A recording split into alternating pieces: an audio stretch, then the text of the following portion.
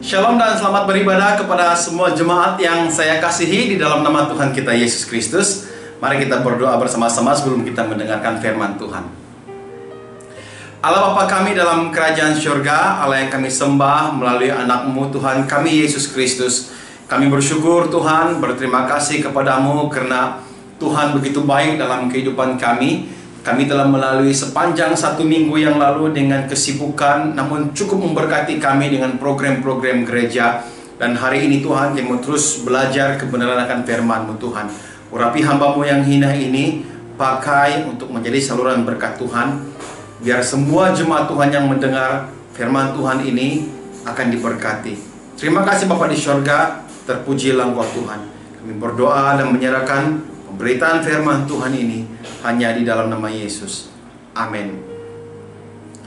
Jemaat yang saya kasihi di dalam nama Tuhan kita Yesus Kristus, pada hari ini sebelum saya menyampaikan firman Tuhan, saya ingin mengambil kesempatan ini untuk mengucapkan selamat menyambut Hari Ibu Sedunia kepada semua ibu-ibu yang ada di seluruh paroki Saint Stephen ini. Bapak-bapak boleh tolong masak untuk ibu, anak-anak boleh tolong masak untuk ibu. Dan hari ini adalah Hari Ibu. Dan selamat Hari Ibu kepada pertama istri saya dan juga semua ibu-ibu yang ada di seluruh paroki ini.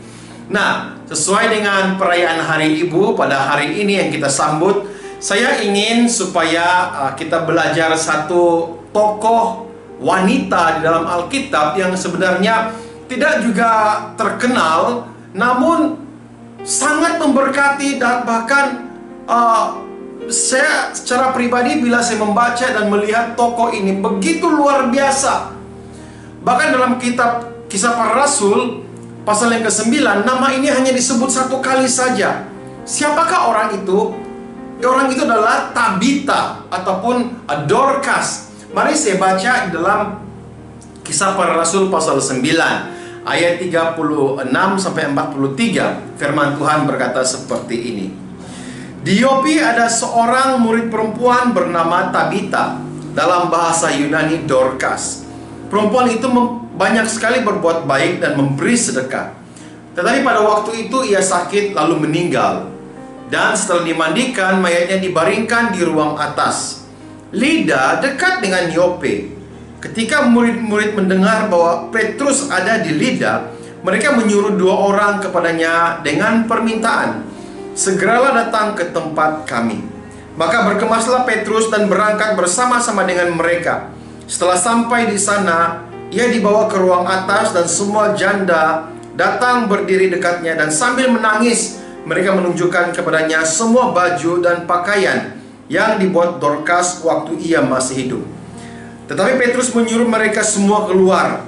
Lalu ia berlutut dan berdoa. Kemudian ia berpaling ke mayat itu dan berkata, Tabita, bangkitlah. Lalu Tabita membuka matanya, dan ketika melihat Petrus, ia duduk lalu bangun. Petrus memegang tangannya dan membantu ia berdiri. Kemudian ia memanggil orang-orang kudus beserta janda-janda, lalu menunjukkan kepada mereka bahwa perempuan itu hidup. Peristiwa itu tersiar di seluruh Yope, dan banyak orang menjadi percaya kepada Tuhan. Kemudian daripada itu Petrus tinggal beberapa hari di Yope, di rumah seorang yang bernama Simon, seorang penyimak kulit. Nah, jemaat yang saya kasihi di dalam nama Tuhan kita Yesus Kristus, Tabita atau Dorcas itu merupakan seorang pribadi yang sebenarnya tidak terkenal di dalam Alkitab. Bahkan seperti yang saya katakan tadi, namanya hanya kita boleh temui di dalam Kisah Para Rasul pasal yang ke-9 ini. Tidak ada namanya di dalam kitab-kitab lain, tidak ada rujukan-rujukan lain tentang Tabita ini. Apakah dia seorang janda atau apakah dia seorang ibu?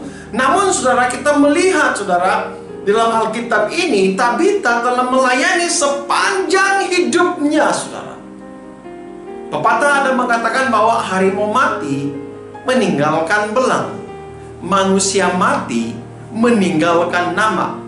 Dan saya mau terpanggil sebenarnya untuk membawa satu tema firman Tuhan sesuai dengan petikan yang telah kita baca ini. Manusia mati meninggalkan nama. Tabita atau Dorcas mati dan dia telah meninggalkan nama. Kita mau belajar, saudara, apa yang kita boleh peroleh atau apa yang kita boleh pelajari melalui kehidupan Tabita atau melalui kehidupan Dorcas ini, saudara. Dia seorang wanita, dan saya mau katakan, saudara, khususnya orang-orang Yahudi tidak begitu menghormati wanita. Mereka memandang wanita itu sebagai kelas yang kedua berbanding laki-laki. Dan Alkitab apabila dia mengangkat seorang tokoh itu, dan seorang tokoh itu adalah seorang wanita, itu bermaksud, saudara, orang itu benar-benar penting. Orang itu benar-benar memiliki sesuatu karisma atau sesuatu yang boleh kita pelajari, yang boleh kita banggakan, yang boleh kita lihat bersama-sama, saudara yang saya kasih. Nah, di bawah tema manusia mati meninggalkan nama, mari kita lihat apa yang kita boleh pelajari. Yang pertama, saudara yang saya kasihi, apabila Tabita mati, dia meninggalkan nama yang baik. Apabila Dorcas mati, dia meninggalkan nama yang baik, saudara. Ada ramai orang yang mati meninggalkan nama yang tidak baik. Makanya tema firman Tuhan saya berkata manusia mati meninggalkan nama. Ya, nama itu seperti apa? Nama yang baik atau nama yang tidak baik? Atau nama yang buruk? Dalam petikan ini, saudara, kita melihat bagaimana seorang perempuan, seorang wanita yang biasa-biasa, saudara. Namun dia, waktu dia mati, dia meninggalkan nama yang baik. Ini kita mau belajar. Dalam ayat yang 36 berkata, di Yope ada seorang perempuan bernama Tabita, dalam bahasa Yunani Dorcas. Perempuan itu banyak sekali berbuat baik dan memberi sedekah. Saudara yang saya kasih, berbuat baik dan memberi sedekah itu, saudara, merupakan sesuatu yang berbeza. Ramai orang yang mungkin boleh berbuat baik dengan menolong orang, membantu sesuatu itu, membantu sesuatu ini, yang mungkin boleh. Tetapi untuk berbuat baik dan memberi, itu hanya sedikit orang yang boleh bertindak, saudara. Ada ramai orang yang boleh memberikan nasihat-nasihat yang baik, nasihat-nasihat yang membangun. Ada ramai orang yang boleh memberikan buah pikiran yang baik, nasihat-nasihat yang baik, contoh teladan melalui kehidupannya yang baik. Itu ramai orang boleh buat. Tetapi untuk memberi, menolong orang dalam bentuk pemberian, itu hanya sedikit saja orang, saudara, yang boleh melakukannya. Dan inilah yang ditinggalkan oleh Tabita. Dia meninggalkan teladan yang baik, nama yang baik. Dia memberi sedekah, memberi pertolongan, saudara yang saya kasih dalam nama Tuhan. Dan kalau saya lihat di dalam kita baca dalam ayat 39b, setelah sampai di sana, ia dibawa ke atas ruang dan semua janda datang berdiri dekatnya, dan sambil menangis mereka menunjukkan pakaiannya, menunjukkan kepadanya semua baju dan pakaian yang dibuat Dorcas waktu ia masih hidup.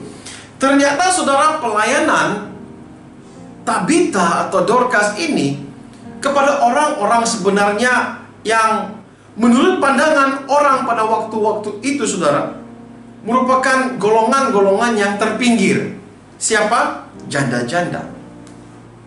Nah, saudara yang saya kasih, dan dalam petikan ini kita melihat rupa-rupanya Tabita itu kerjanya seorang tukang jahit, membuat baju. Pelayanannya itu dia pergunakan sepenuhnya untuk membantu. Pelayanannya itu dia pergunakan sepenuhnya untuk menolong orang. Nah, jemaat yang saya kasih dalam nama Tuhan kita Yesus Kristus, apa pelayanan kita? Saudara tidak perlu menjadi seorang hamba Tuhan. Saudara tidak perlu menjadi seorang penginjil untuk membantu pekerjaan orang lain. Saudara hanya boleh melayani. Saudara hanya boleh melayani, dan lewat pelayanan saudara itu boleh membantu orang lain. Tabita skillnya cuma satu.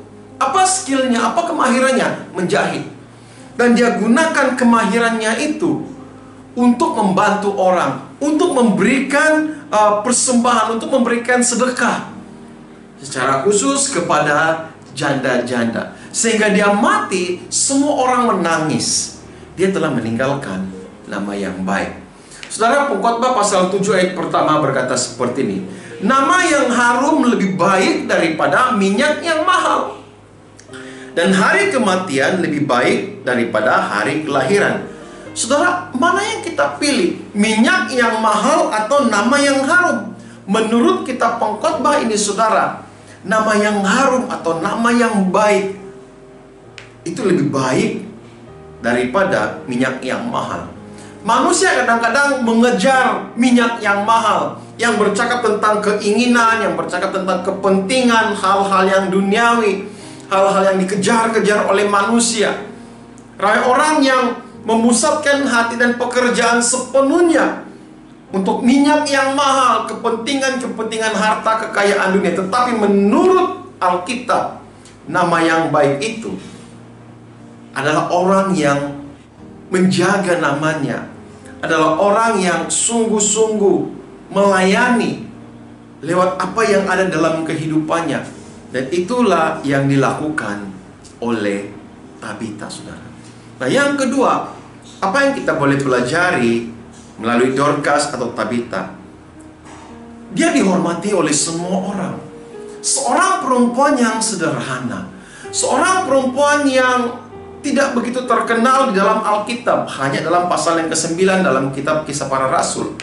Namun dia cukup dihormati oleh semua orang.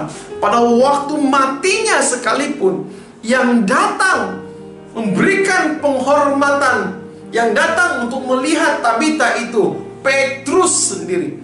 Saudara, mungkin bagi kita sekarang ini Petrus adalah orang yang biasa-biasa saja, karena kita sudah sekian lama diperhadapkan dengan Alkitab, bahkan dikotbahkan tentang nama Petrus, nama Petrus, nama Petrus. Ya, kita sudah tahu siapa Petrus itu. Namun dengar baik-baik, pada waktu ini Petrus adalah seorang rasul yang paling penting, dan dia seorang ketua di antara rasul-rasul yang lain di Yerusalem pada waktu itu. Dia orang yang paling penting. Dan waktu matinya Dorcas atau waktu matinya Tabita, kita melihat, saudara, Petrus juga datang. Ayat yang ke-38 berkata, Lida dekat dengan Yopi. Ketika murid-murid mendengar bahwa Petrus ada di Lida, mereka menyuruh 2 orang kepadanya dengan permintaan, segeralah datang ke tempat kami. Saudara yang saya kasihi, kita melihat bukan saja Petrus datang, dikatakan ada 2 orang yang disuruh sanggup berkorban untuk penghormatan mendiang atau pribadi yang bernama Tabita ini. Saudara, jarak di antara Lida dan Yopi itu lebih kurang 9 km setengah, lebih kurang seperti itu. Dan apabila pergi dan balik itu berjalan mungkin sekitar 9-18 km. Saudara, 18 km itu bukan satu jarak yang dekat di tengah padang di tengah matahari. Itu bukan suatu jarak yang dekat. Itu jauh, saudara, 19 km. Pergi dan balik hanya untuk memanggil seorang pribadi yang bernama Petrus. Namun kita melihat, saudara, bagaimana orang yang sungguh-sungguh telah diberkati lewat pelayanan Tabita, yang telah melihat sendiri bagaimana Tabita telah menyerahkan hidupnya, menyerahkan nyawanya, bahkan menyerahkan seluruh pelayanannya, saudara, untuk membantu orang miskin. Seorang perempuan, orang sanggup melakukan apa saja untuk pribadi ini. Diberkatilah siapa di antara jemaat yang bernama Dorcas atau bernama Tabita. Kita melihat dalam Alkitab, orang ini benar-benar dihormati. Kenapa dia dihormati? Karena pelayanannya. Saudara, saya mendorong untuk setiap kita, bukan saja ibu-ibu, bukan saja para wanita yang ada di paroki ini, tapi saya mendorong untuk semua kita, sama ada kita jemaat maupun pemimpin-pemimpin gereja sendiri. Mari, saudara, kita belajar seperti Tabita. Begitu dihormati, Memang saudara, kita melayani Tuhan bukan karena kita gila hormat. Bahkan saya sendiri pernah berkata di dalam khotbah saya beberapa waktu yang lalu, saya pernah berkata seperti ini. Kalau jemaat sudah tidak hormat sama saya, tidak apa, saya tidak kisah. Tapi yang paling penting, anak-anak saya harus hormat sama saya. Saya bukan seorang yang gila hormat, saudara. No. Tapi saya mau baca satu petikan, saudara, di dalam Roma pasal 14, 18 hingga 19 berkata seperti ini. Karena barang siapa melayani Kristus dengan cara ini, ia berkenan pada Allah dan dihormati manusia. Kalau kita melayani Tuhan sungguh-sungguh, saudara, sampai mati kita pun, kita akan dihormati oleh orang. Ayat ini berkata kalau kita melayani Kristus, kita berkenan di hadapan Tuhan. Itu berkat yang datang daripada Tuhan. Namun di sebalik berkat itu ada bonusnya. Apa bonusnya? Dan kita dihormati manusia. Saudara yang saya kasihi, diteruskan, sebab itu marilah kita mengejar apa yang mendatangkan damai sejahtera dan yang berguna untuk saling membangun. Jemaat yang saya kasih dalam nama Tuhan Yesus Kristus, Tabita telah memberikan sepenuh hatinya untuk melayani, sehingga orang yang melihat pelayanannya akan diberkati. Tujuan pelayanan kita, saudara, bukanlah untuk menunjuk-nunjuk. Tujuan pelayanan kita adalah untuk kemuliaan nama Tuhan. Tapi pada waktu kita melayani Tuhan sungguh-sungguh, saudara, Tuhan berkenan kepada kita. Kita juga dapat bonus, yaitu saudara, kita akan dihormati. Mungkin kau berkata, Padri, saya tidak perlu penghormatan. Ya, saya pun tidak perlu penghormatan. Tapi dengar baik-baik. Pada waktu kita sungguh-sungguh melayani Tuhan, apalagi dalam apa yang dilakukan oleh Tabita, memberi sedekah, menolong orang, membantu pelayanan kita yang ada di gereja ini, saudara yang saya kasihi. Saudara, jemaat tidak akan pernah buta untuk melihat apa usaha kita membangun gereja. Jemaat tidak pernah lupa tentang apa yang telah kita korbankan, kita lakukan untuk Tuhan dan untuk gereja kita. Saudara yang saya kasih, yang ketiga dan yang terakhir, apa yang kita boleh pelajari lewat kehidupan Dorcas atau Tabita? Di dalam pelayanannya, dia mampu menggerakkan tangan Tuhan untuk bekerja. Kita melihat, saudara, ada ramai orang yang diberkati lewat pelayanan Tabita, secara khusus sebagai janda-janda dan orang-orang yang susah. Tuhan telah menggerakkan tangannya melalui pelayanan Tabita semasa dia masih hidup. Bahkan setelah waktu Tabita mati sekalipun, Tuhan masih boleh menggerakkan tangannya. Untuk apa? Untuk membangkitkan kembali Tabita. Ayat ke-40 berkata seperti ini. Tapi Petrus menyuruh mereka semua keluar, lalu ia berlutut dan berdoa. Kemudian ia berpaling ke mayat itu dan berkata, Tabita, bangkitlah. Lalu Tabita membuka matanya, dan ketika melihat Petrus, ia bangun lalu duduk. 41. Petrus memegang tangannya dan membantu dia berdiri. Kemudian ia memanggil orang-orang kudus beserta janda-janda, lalu menunjukkan kepada mereka bahwa perempuan itu hidup. Ayat 42 berkata, peristiwa itu tersebar di seluruh Yopi, dan banyak orang menjadi percaya kepada Tuhan. Dengar baik-baik, kalau Tabita tidak bangkit, orang mungkin tidak percaya kepada Tuhan. Tapi dalam ayat ini, setelah Tabita bangkit, orang semakin percaya kepada Tuhan. Memang, saudara, kita melihat di sini, kita melihat bagaimana pekerjaan tangan Tuhan yang bekerja melalui Petrus. Namun kita melihat ini, saya yakin percaya, dengar baik-baik, saudara. Saya sangat yakin dan saya sangat percaya seperti ini. Kalau bukan Tabita yang mati, saya rasa Tuhan tidak akan membangkitkan orang itu. Kalau bukan perempuan itu bernama Tabita, saya yakin percaya Tuhan tidak akan membangkitkan perempuan itu. Tetapi karena yang mati itu adalah Tabita, yang telah melayani, yang telah mengorbankan seluruh kehidupannya, pelayanannya untuk membantu orang, seorang wanita yang cukup sederhana, maka Tuhan turun tangan membangkitkan Tabita. Saudara yang saya kasih, ada banyak nama-nama wanita di dalam Alkitab. Bahkan di dalam pelayanan Yesus ada banyak nama-nama wanita yang disebut dalam Injil sewaktu pelayanan Yesus. Tapi hanya ada satu nama yang saya benar-benar percaya berkenan di hati Tuhan. Tabita. Kenapa? Tuhan berkenan membangkitkan Tabita dari kematian. Saudara, Tuhan menggerakkan tangannya.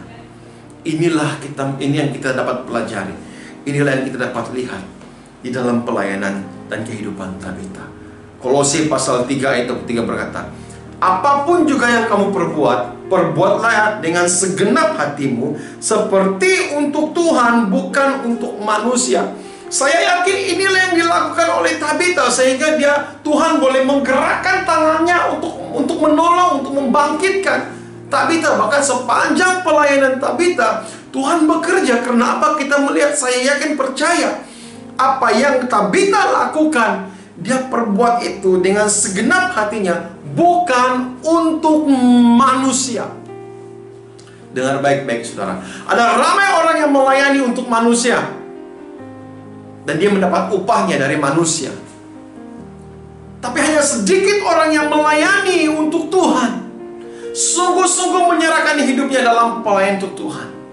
Dan dalam ayat ini, saudara, kita belajar, saudara, apapun yang kita perbuat, sama itu melayani di gereja, melakukan pekerjaan-pekerjaan di rumah, atau pekerjaan-pekerjaan masyarakat di sekeliling kita, apapun yang kita buat, ingat, saudara, fokus yang harus kita lakukan, melayani, perbuat itu hanya untuk Tuhan. Ini yang saya yakin, percaya ada pada Tabita.